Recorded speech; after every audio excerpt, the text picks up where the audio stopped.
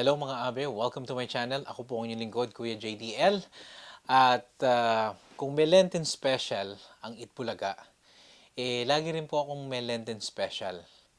Pero ngayon, masasabi ko, special to. Pero bago yan, kung hindi pa po kayo nakasubscribe sa aking channel, sana po nakasubscribe kayo para mas maintindihan nyo yung mga ibig kong sabihin. Ako po si Kuya JDL, isa akong part-time content creator. At lagi po ako nagsishare ng mga bagay na pwede nyong matutunan dito sa YouTube or yung mga bagay na pwede nyong paglibangan sa YouTube. Pero sa lahat po ng nakakakilala sa akin,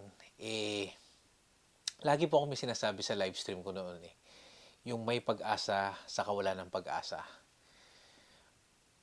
Ngayon pong mga panahong ito, napatunayan ko po yan mga abe. Mas lalo ko pa pong naintindihan.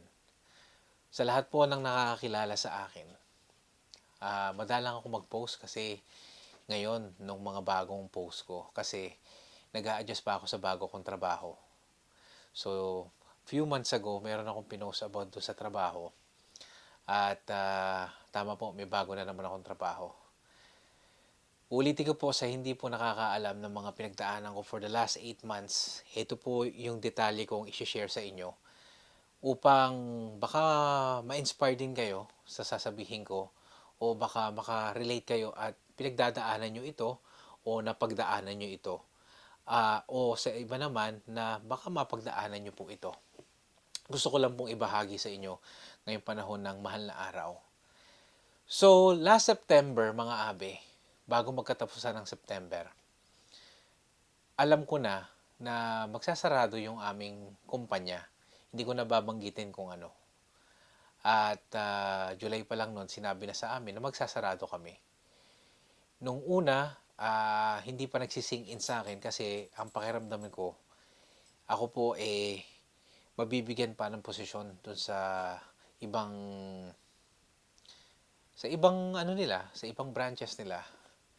Ngunit sa hindi inaasahang pagkakataon, hindi ko inaasahan nung isang araw ng September, last week of September, pinatawag ako sa opisina at nandun yung HR at yung aking boss. At sinabi sa akin na i-let go na nila ako dahil wala nga silang posisyon para sa akin. Pero don't get me wrong, masakit para sa akin, pero hindi naman ako pinabayaan ng kumpanya. Magkakaroon ako ng package na hanggang March, second week of March 2026. So, sa madalit sabi, 8 buwan po ako na well compensated. Hindi siya isang bagsakan, ngunit every week ng paycheck, meron po ako. Kaya, hindi ako pwedeng magbigay ng masamang o mag-rant sa internet, no? Though hindi ko naman talaga gagawin yon against sa company kasi maaring mawala sa akin yon.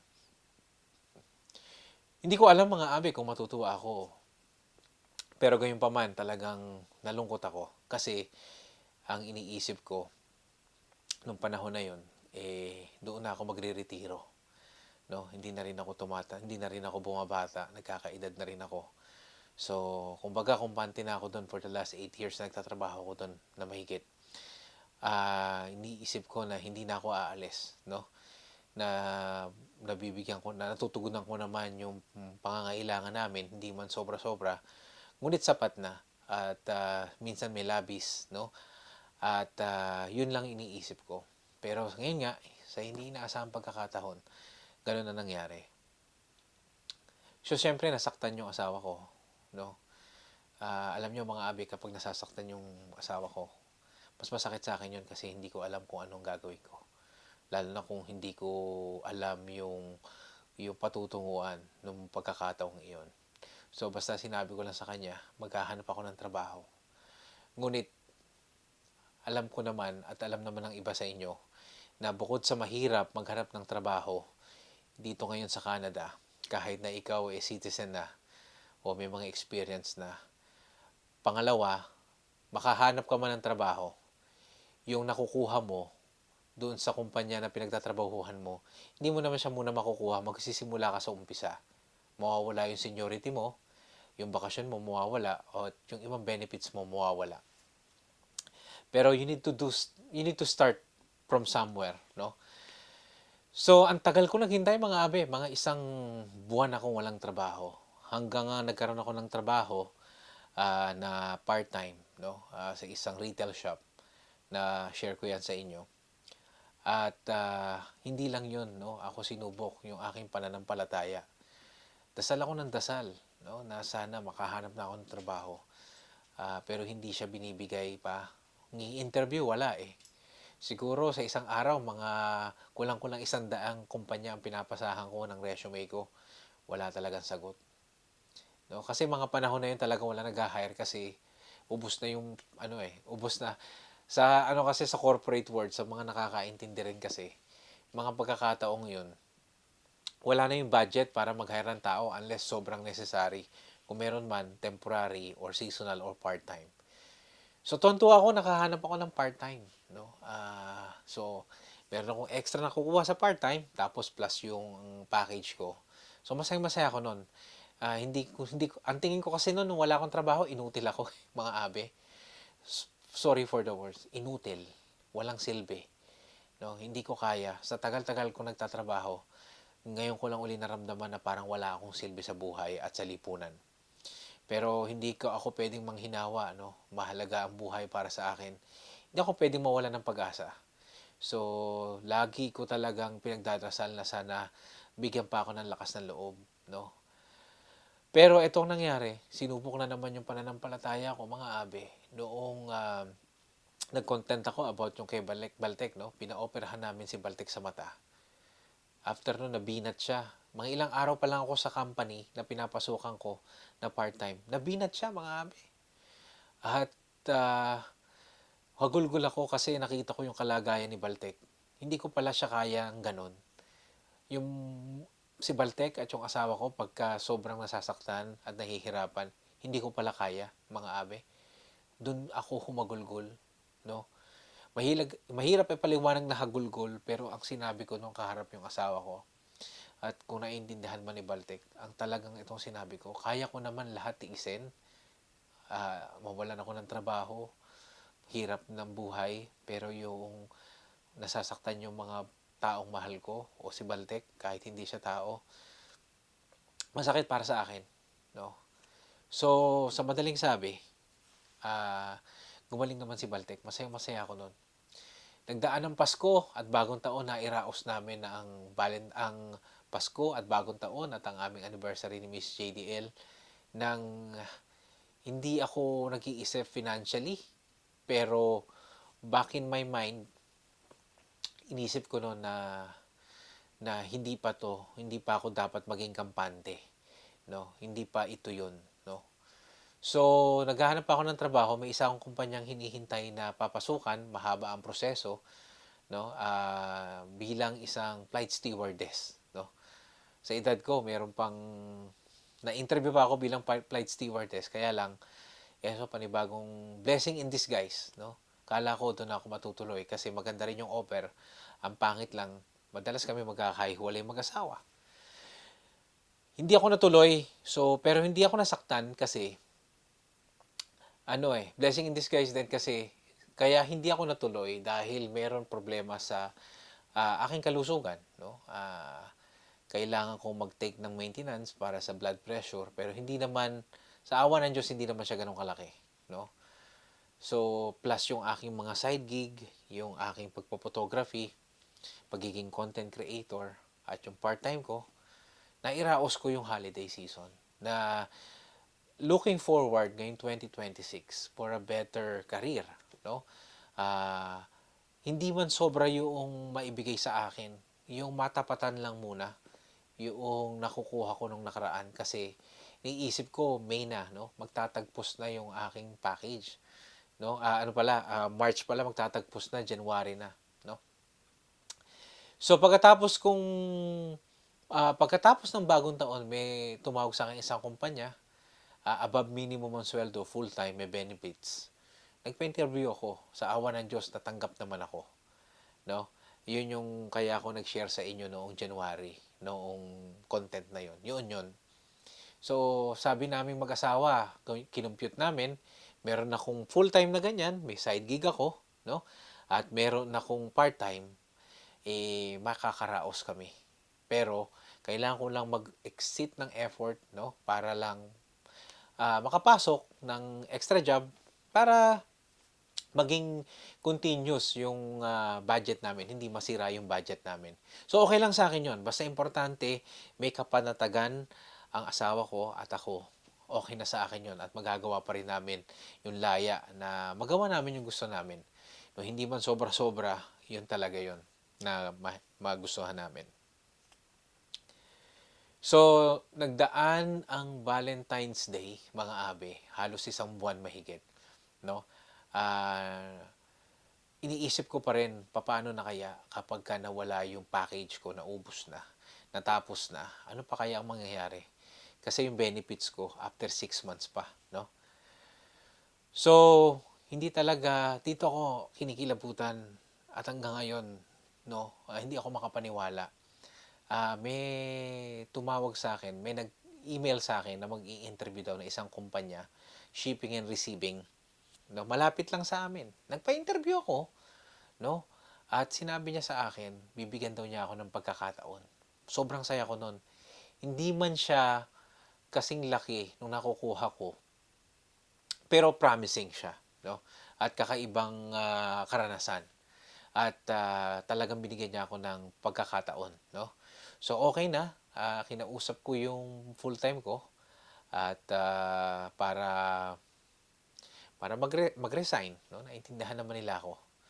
Pero after 2 days, may isa pang kumpanyang tumawag sa akin. Ibang trabaho naman. Pero sabi ko sa asawa ko, magpapa-interview ako dito kasi kung dati-dati walang nag interview sa akin. Ngayon, ayoko naman sabihin nila na nagsusuplado ako pagdating sa interview. Nagpa-interview ako mga abe. Pagdating ko dun sa kumpanya, nagulat ako. Ang linis, no? Ang ganda ng reception, bago yung pasilidad, no? At yung kumausap sa akin, talagang binasa niya yung resume ko. Alam niya yung resume ko, alam niya yung background ko. So, first time kong nangyari sa akin na merong sa akin nag-interview nun. Sa tagal-tagal kong, sa dami ko na experience sa magpa-interview, na binasa niya yung resume ko. At sabi niya sa akin, hindi naman ako umaasa, no, na matatanggap ako doon kasi nga wala rin ako experience doon eh. Pero dahil nga tinanong niya ako kung ano yung aking kung may tanong ako regarding doon sa kumpanya, tinanong ko.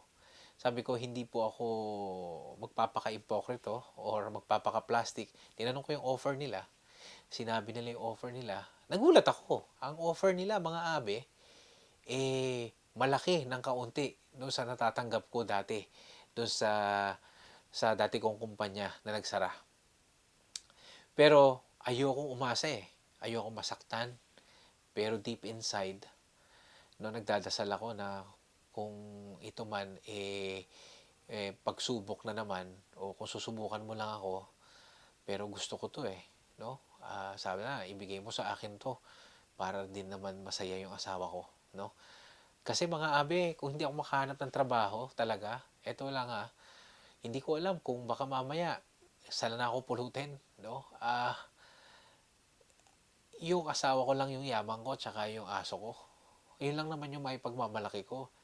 Otherwise, I'm nothing, no? Yung mga ginagawa ko sa content ko, yun, gusto ko yun. Pero, eto kasi, yung asawa ko tsaka yung aso ko, mas mahalaga sa akin to. Hindi ko alam kung saan ako pupulutin kapag hindi ako nakahanap ng maayos na trabaho. So, sabi ko sa asawa ko, sabi ko, ayoko umasa pero maganda yung offer. Sabi niya. Day off ko rin kinabukasan after ng interview. No? Nag-ring yung telepono, mga abe. No? Sabi niya, tanggap ako. Hindi ko alam kung ano yung mararamdaman ko, hindi pa nagsising in. No? Pero, isa pang sign, no, na alam ko, ito yung para sa akin, yung pangalawang trabaho na yun, yung dumating yung aking, yung time na yun, dumating yung aking income tax return dun sa dating trabaho. At nakita ko yung suma total ng aking natatanggap per annum, So sabi ko, napakalaki kong mangmang o hangal pala. Napakalaki kong hangal kapag tinanggihan ko yung offer na 'to. So ngayon, sinusubok ako ng pagkakataon kung paano ko iha-handle yung unang nauuhan ko kasi naka-oo na ako dun, eh. Sabi ko, I need to be honest na and then respectful. Ginawa ko, in-email ko sila at tinawagan ko sila. Sinabi ko talaga yung sitwasyon. Pero hindi ko sinabi na yung about dun sa mga offer. Ang sabi ko lang talaga, merong pagkakataon talaga na ito yung dapat career path ko. And thank you sa opportunity na binigay nila sa akin. So, I decline yung offer nila. And eto, ngayon, meron na akong bagong trabaho. This is my third week na. At kung kailan ako nag-umpisa dito, yun yung week na natapos yung kumbaga yung package ko doon sa company ko nagsarado. So, I'm so thankful, no? I'm so thankful. Pero ito yung paanyaya, ito yung imbitasyon, no, sa content na to mga abe. Na ano yung natutunan ko for the last 8 months, no? Sa buhay ko na ito, no? Natuto kong wag maging kampante, no? Akala ko nung una, okay lang, no? Stagnant. Akala ko tama yung ginagawa ko. Hindi pala, no? Pinaluhod ako ng Diyos, no? Tinuruan ako magpakumbaba. Akala ko sa dati kong trabaho, untouchable ako. Masyado ako mayabang. Ah, in a way, talagang inabuso ko rin, ano? Ah, Pinagsisisihan ko yun. At hindi ko alam na wala talagang untouchable sa trabaho at sa totoong buhay. Walang permanente, no? So, yun ang unang lesson sa akin.